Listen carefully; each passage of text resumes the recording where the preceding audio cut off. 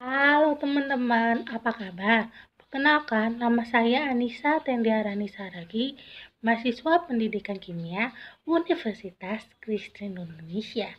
Di video kali ini, saya akan menjelaskan tentang hakikat ilmu kimia. Semoga penjelasan saya bermanfaat bagi teman-teman. Hakikat ilmu kimia. Adik-adik, apa yang dimaksud dengan pengertian ilmu kimia? Ilmu kimia adalah bagian dari ilmu pengetahuan alam yang mempelajari struktur, sifat materi, perubahan materi, dan energi perubahan.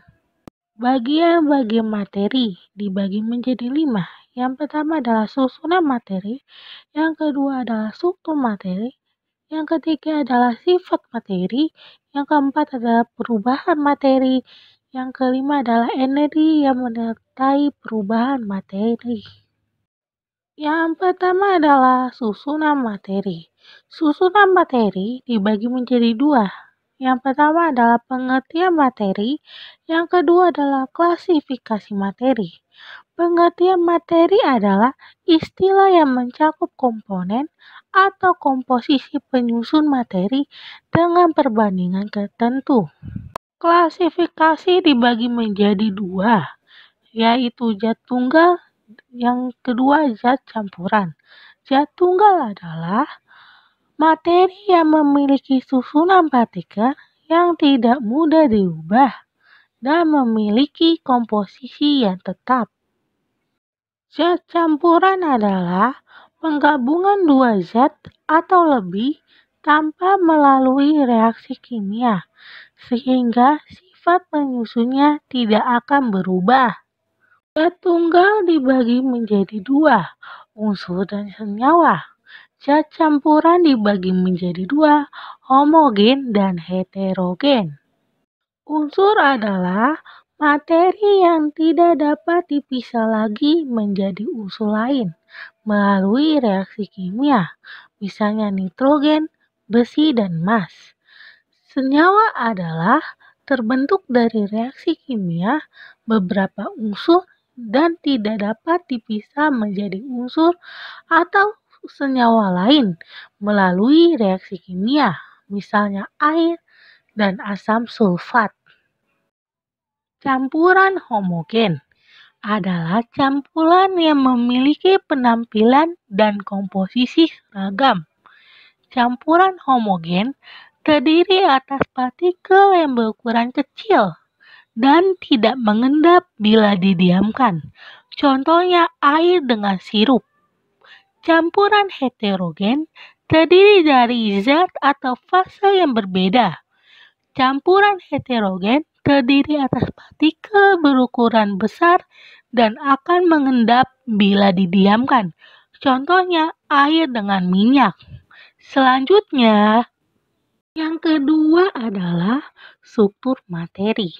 Struktur materi adalah tentang ikatan yang terjadi antar atom sampai terbentuknya molekul unsur, molekul senyawa, atau ion.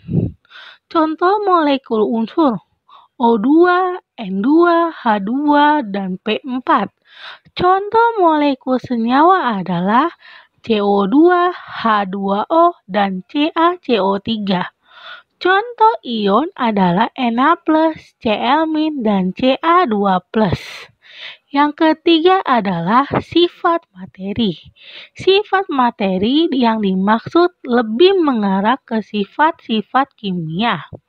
Suatu zat misalnya mudah terbakar, mudah mengalami korosi, mudah bereaksi dengan zat lain, dan sebagainya.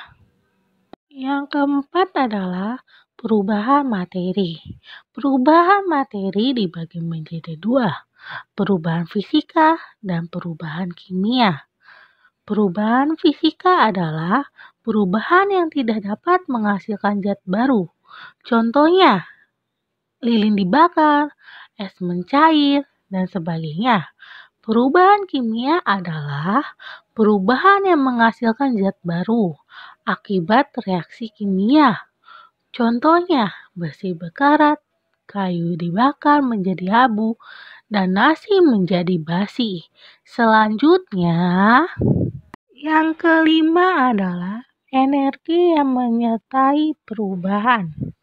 Energi yang menyertai perubahan adalah energi yang dapat dihasilkan karena adanya perubahan energi.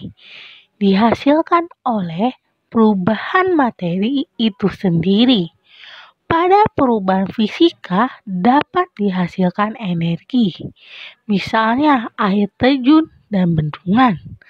Air yang berada di atas jatuh ke tempat yang lebih rendah dengan melepasnya energi. Dalam pembangkit listrik, energi dari air yang dipergunakan untuk memutar kincir atau baling-baling pembangkit tenaga listrik. Selanjutnya, peran kimia dalam kehidupan dibagi menjadi 4. Yang pertama adalah cabang-cabang ilmu kimia. Kimia organik, kimia anorganik, kimia analitik, dan biokimia. Yang kedua adalah manfaat kimia di berbagai bidang kehidupan, bidang kedokteran, bidang pertanian, biologi, dan lain-lain. Yang ketiga adalah peran ilmu kimia dalam menyelesaikan masalah global.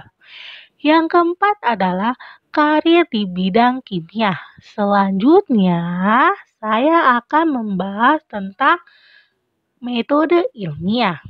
Metode ilmiah dibagi menjadi 7 tahapan. Yang pertama adalah konsep metode ilmiah. Yang kedua adalah kegiatan eksperimen. Yang ketiga adalah memilih peralatan eksperimen. Yang keempat adalah melakukan pengukuran dalam eksperimen.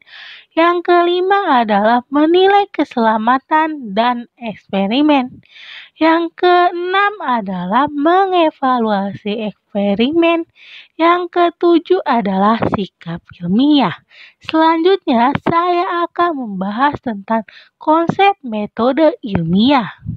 Pertama, konsep metode ilmiah. Metode ilmiah adalah pendekatan umum yang biasanya digunakan untuk mempelajari dan mengembangkan ilmu kimia. Konsep metode ilmiah dibagi menjadi 9 tahapan. Yang pertama adalah pengamatan fenomena atau kejadian alam. Yang kedua adalah mengumpulkan data melalui eksperimen. Yang ketiga adalah hukum ilmiah. Yang keempat adalah hipotesis. Yang kelima adalah menguji hipotesis dengan eksperimen. Yang keenam adalah merumuskan teori. Yang ketujuh adalah menggunakan teori untuk mengamalkan hasil eksperimen. Yang kedelapan adalah menguji teori dengan eksperimen. Yang kesembilan adalah teori menjadi baku. Selanjutnya, yang kedua adalah kegiatan eksperimen. Kegiatan eksperimen adalah salah satu tahapan dalam metode ilmiah. Tahapan kegiatan eksperimen. Di dalam tahapan kegiatan eksperimen dibagi menjadi 5 tahapan. Yang pertama adalah merencanakan eksperimen. Di dalam merencanakan eksperimen ada 4 tahapan. Yang pertama adalah identifikasi variabel. Yang kedua adalah memilih peralatan yang sesuai. Yang ketiga adalah melakukan pengamatan yang sesuai. Yang keempat adalah menilai keselamatan eksperimen. Yang kedua adalah mengumpulkan data eksperimen. Yang ketiga tahapannya adalah mengolah data dan menganalisis. Yang keempat adalah kesimpulan. Yang kelima adalah membuat laporan kegiatan eksperimen. Selanjutnya, yang ketiga adalah memilih peralatan eksperimen. Adik-adik, di sini ada gambar alat-alat laboratorium. Ayo adik-adik, ini gambar apa? Yang pertama adalah gelas beker. Yang kedua adalah elemer. Yang ketiga adalah tabung reaksi dan lerak. Yang keempat adalah cawan evaporasi. Yang kelima adalah corong keras. Yang keenam adalah cawan Petri. Yang ketujuh adalah kaki tiga dan kawat kasar. Yang keempat adalah melakukan pengukuran dalam eksperimen. Di dalam melakukan pengukuran dalam eksperimen ada 3 tahapan. Yang pertama adalah pengukuran massa zat. Pengukuran massa zat adalah pengukuran massa dilakukan untuk materi wujud zat padat. Contohnya adalah timbangan. Yang kedua adalah pengukuran volume zat. Pengukuran volume untuk materi wujud zat cair dan gas. Contohnya gelas ukur. Ketiga adalah pengukuran waktu dan suhu. Pengukuran waktu dilakukan untuk mengetahui selang waktu. Pengukuran suhu terkait dengan perubahan energi yang menyertai reaksi kimia. Contohnya adalah stopwatch. Selanjutnya, kelima adalah menilai keselamatan dalam eksperimen. Eksperimen adalah kegiatan penting untuk perkembangan ilmu kimia. Resiko dalam eksperimen. Di dalam resiko dalam eksperimen, yang pertama adalah zat kimia yang berbahaya atau tidak. Yang selanjutnya, langkah-langkah dalam eksperimen yang berisiko. Peraturan dalam eksperimen dibagi 3. Yang pertama adalah dilarang makan dan minum mencicipi zat kimia. Yang kedua adalah menggunakan jas lab. Yang ketiga adalah menggunakan spatula untuk mengaduk. Selanjutnya, yang keenam adalah mengevaluasi eksperimen. Di dalam mengevaluasi eksperimen ada 3. Yang pertama, masalah apa yang ditemukan dalam eksperimen. Yang kedua, apa sumber terbesar dari ketidakakuratan dalam eksperimen. Yang ketiga adalah bagaimana kalian dapat memperbaiki hasil eksperimen. Kesalahan dalam eksperimen dibagi menjadi 2, kesalahan acak dan kesalahan sistematik. Kesalahan acak akibat sifat acak di mana percobaan selalu memberikan hasil yang berbeda. Contohnya, tingkat kebersihan dari kedua gelas kimia tidak akan sama. Yang kedua adalah kesalahan sistematik, di mana semua data terlihat konsisten dan dapat diulang tapi sebenarnya mempunyai kesalahan besar. Contohnya, pengukuran dalam penggaris tidak dimulai dengan 0 cm, mengakibatkan pengukuran menghasilkan nilai lebih pendek. Selanjutnya, yang ketujuh adalah sikap ilmiah. Di dalam sikap ilmiah ada 5 tahapan. Yang pertama, mengembangkan keingintahuan. Yang kedua adalah dapat membedakan fakta dan opini. Yang ketiga adalah berpendapat secara ilmiah. Yang keempat adalah berani dan santun dalam mengajukan pertanyaan. Yang kelima adalah melakukan kegiatan yang menunjukkan kepedulian terhadap lingkungan.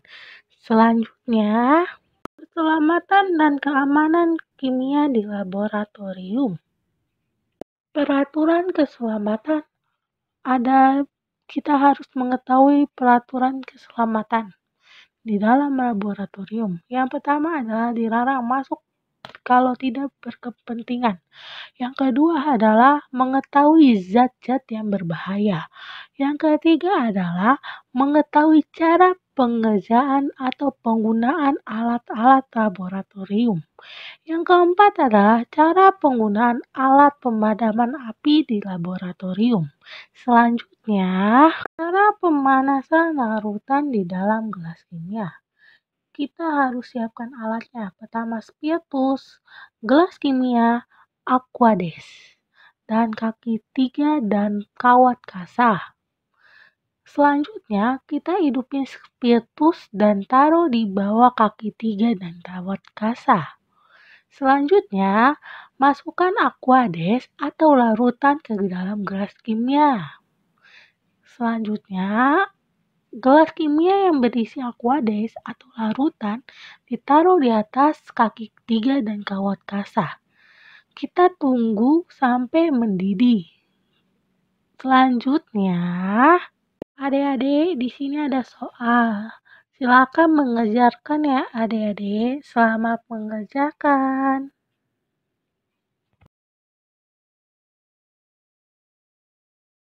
Pemaparan atau penjelasan yang saya sampaikan dapat disimpulkan antara lain.